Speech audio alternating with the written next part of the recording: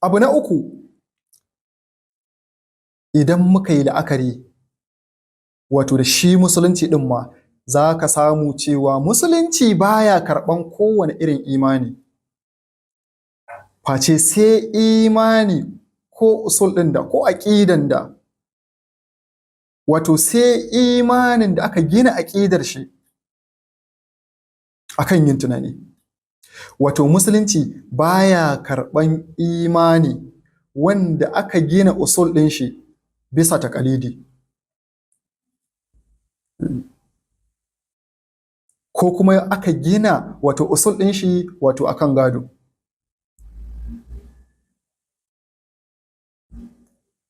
Musulunci ko da yaushe yana karɓan imanin da aka gina ne bisa tunani. Da zai zama cewa wani ya yi imani da Allah subhanahu wa ta'ala, amma saboda me? Saboda ya ga malamin shi wato ya yi imani, ko ya ga malaman shi sun yi imani, ko ya ga iyayen shi sun yi imani, to zai zama cewa wannan wato aƙida ne ko imani ne wanda Allah ta'ala baya buƙatar shi. Kinan musulunci yana karɓan imani ne irin imanin da aka gina shi, aka gina asasin shi bisa yin tunani, wato akan doron tunani. Da mutum zai zama cewa ya yi imani da Allah subhanahu wa ta'ala cewa shi kaɗai ne, kuma Allah subhanahu wa ta'ala ɗin nan shi ne mahalicci, amma wannan imanin nashi ya gina shi ne bisa taƙalidi, wato saboda malaman shi sun faɗa, ko kuma haka ya gada saboda ya ga iyayen shi sun yi imani, to zai zama Allah ta'ala baya son wannan imani ɗin nashi. To kinan wani imani ne wanda musulunci yake karɓa? Wani imani ne wanda musulunci yake buƙata? Wace aƙida ce ta gaskiya wacce musulunci ke karɓa? Musulunci yana karɓan aƙida ce wacce aka gina turasunta, aka gina wato aƙidarta bisa wato yin tunani.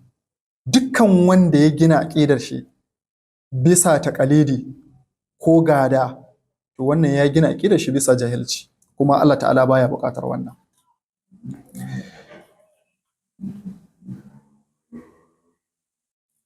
Kenan musulunci ya ba wa mutum cikakken 'yanci ya zama cewa yana yin tunani, wanda kuma idan ka dawo ka kalli wato annabawa, za ka samu cewa dukkaninsu lokacin da suke da'awa zuwa ga tauhidi, suke da'awa zuwa ga a koma zuwa ga Allah subhanahu wa ta'ala, dukkaninsu suna gina shi ne bisa wato tunani, suna jawo mutane ne su nuna musu yadda za su yi tunani.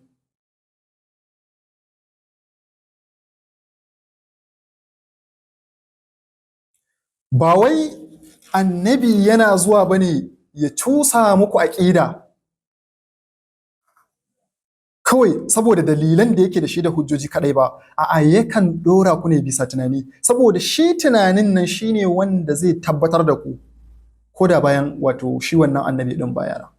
Wannan shine wato abin da annabawa suke yi, wanda kuma in muka bi annabawa dukkaninsu za ka samu haka suke, akan wannan suka ginu.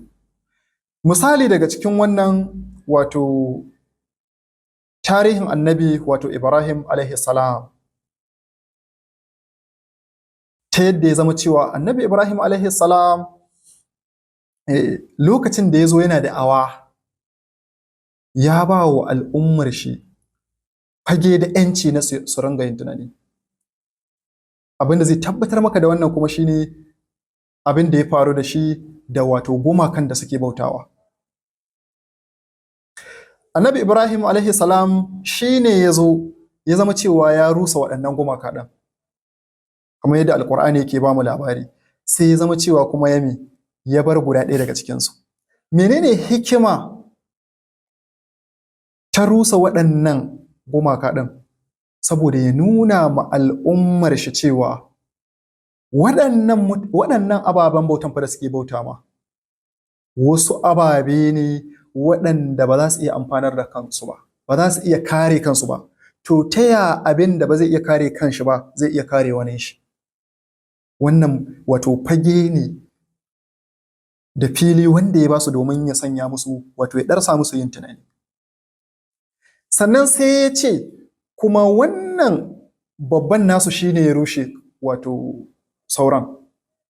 Wannan ma domin ya nuna musu cewa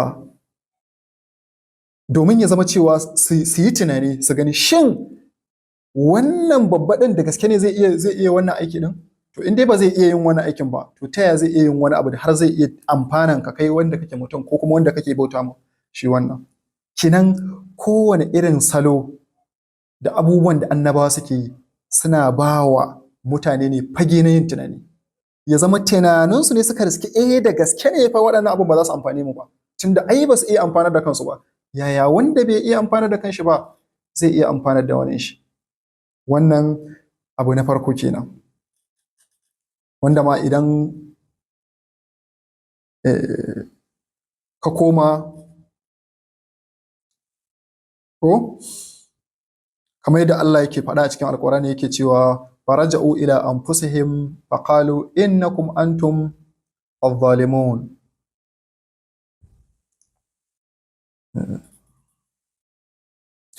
Hakanan idan muka koma ko ka kalli ƙisar wato annabi Musa da makamantan wato waɗannan wanda lokaci ba zai bada ya zama cewa na kawo su duka ba. To kenan musulunci mun ji yanzu cewa ya ba mu ‘yanci ya zama cewa muna yin tunani a duniyarmu da kuma lahirarmu. Kai musulunci ma ya wajabta yin tunanin ne, ya sanya shi ne a matsayin ibada.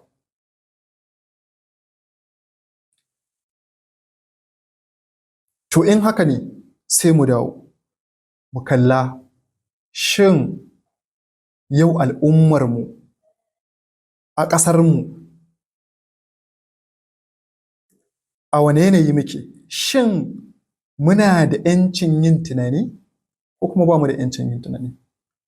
Amsa shine ba mu da ‘yancin yin tunani, domin an ƙwace mana wato an hana mu, an katange mu da yin tunani. Za ka samu wato ‘yan siyasa, in ka zo fagen siyasa za ka samu cewa suna wasa da ƙwaƙwalen mutane, ba sa barin mutane su yi tunani. Hakanan in ka zo cikin abin da ya shafi addini za ka samu wasu daga cikin malamai, wasu daga cikin malamai suna wasa da ƙwaƙwalen mutane ne, suna amfani da addinin nan sun ɗauke shi a matsayin wato sun ɗauki mutane kamar wasu wato jaransu ne waɗanda suke wasa da ƙwaƙwalensu. Sai zama cewa mu ɗauka mu fara da wato ‘yan siyasa. A yau a cikin al'ummarmu sai ka ga mutum ɗan siyasa ko mu ce ‘yan siyasa sun koma suna gefe ɗaya ne gaba ɗayansu, mutanen gari kuma sun koma suna gefe su ma gaba ɗayansu. Yau ɗan siyasa sai ya zama cewa shi azzalumi ne, yana zalunci, ya yi zalunci, da shi aka haɗu ma aka zalunce ku jiya. To kuma sai ya fito daga cikin can saboda ƙila ya rasa wata maslaha, sai ya fito daga cikin wancan kulab ɗin da yake ciki, sai ya zo ya ce me, ya shiga ya haɗe tare da kai ya ringa cewa waɗancan azzalumai ne, alhali da shi aka zalunce ku. Sai kai kuma ka ringa kallon shi me a matsayin yanzu mutumin kirki ko a matsayin wanda zai cece ka.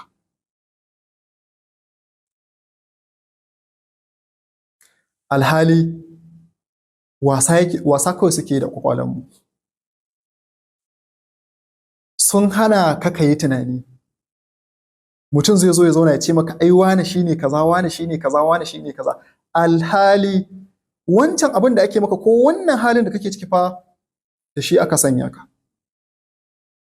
za mu ga irin abubuwan da 'yan siyasa suke yi, sai ga yau shekara kaza baya wani ake ta yaƙa cewa azzalumi ne, wani ake ta yaƙa cewa azzalumi ne, sai jiyan nan sai yau din nan sai ya baro cikin can, sai ya dawo yau, sai ya dawo cikin, sai ya dawo wata tafiyar daban, shikenan sai mutane su manta da abubuwan da ya faru, sai a ce yanzu wannan mutumin kirki ne, don haka gobe yanzu kuma shi za a zaɓa, ko kuma yanzu shi ne zai ceto al'umma, alhali da shi aka wancan zalunci din.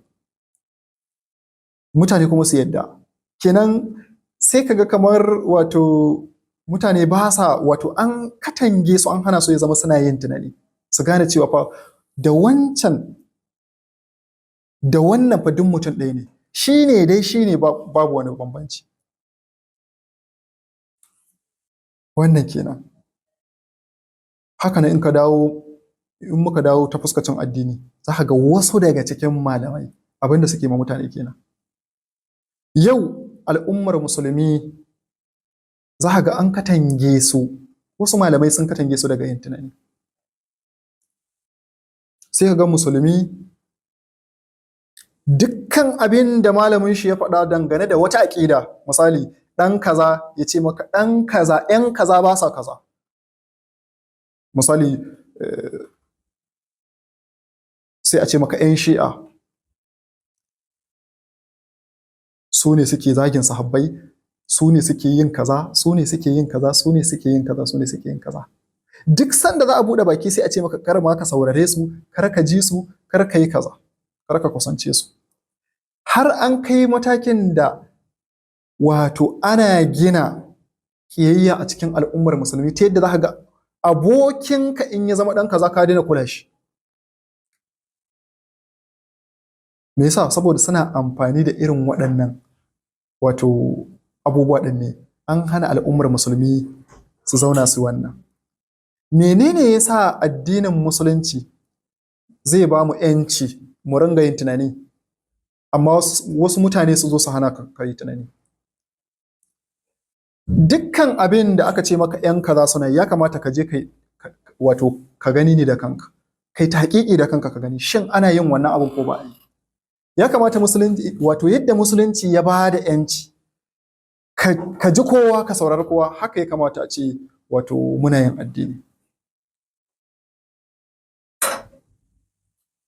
Haka ya kamata ya zama cewa wato muna yin addini ɗinmu, ba tare da cewa ka katange kanka da jin wani mutum ba, ko jin wata firƙa ba, saboda malamanka sun ce maka ba mutanen kirki bane, ba masu kaza bane, ba masu kaza bane. Menene zai sa musulunci ya ba wa mutum ‘yanci wani ya hana shi? Me kake jin tsoro, ko menene suke jin tsoro idan ka saurari kowa? Alhamdulillahi, malamanmu kullum suna ɗora mu, kuma suna nuna mana cewa ka saurari kowa, ka ji kowa, ka kusanci kowa. Abun mamaki ma za ka samu cewa hatta adalci, wai har zaben wanda ya kamata a ma'adalci ake yi. Wannan shine abin da al'ummarmu suke ciki. Za ka samu cewa idan da za ka je ka samu a cikin ƙungiya kaza da wane sun samu saɓani, wannan na wannan raddi, sai ka ga wasu sun zo suna cewa ai ya kamata a ce kana sassauta wato maganganunka da kaza, da usulubi kaza, saboda aƙida kuɗai da kaza da kaza, wani abu makamancin wannan. A lokacin da za ka ga idan aka samu saɓani da wanda ya saba da shi a aƙida, alhali sun haɗu a musulunci, sai ga kuma ba a irin wannan adalci. To dai wannan abin da nake so in ce shine, wato musulunci ya ba wa mutum ‘yanci ya ringa yin tunani, kuma ya yi tunani a duniyar shi da kuma abin da ya shafi wato lahirar shi. Ya kamata a ce kowane abu mutum yake yi ya zama cewa yana da ‘yanci, yana da hurriya. Duk malamin da yake hana ka sauraron wani, ko duk malamin da yake katange ka da jin wani, ko da firƙar su wani, wato wata firƙa, to ya kamata a ce wato ka guje shi, domin yana yin abin da ya saɓa wa musulunci ne.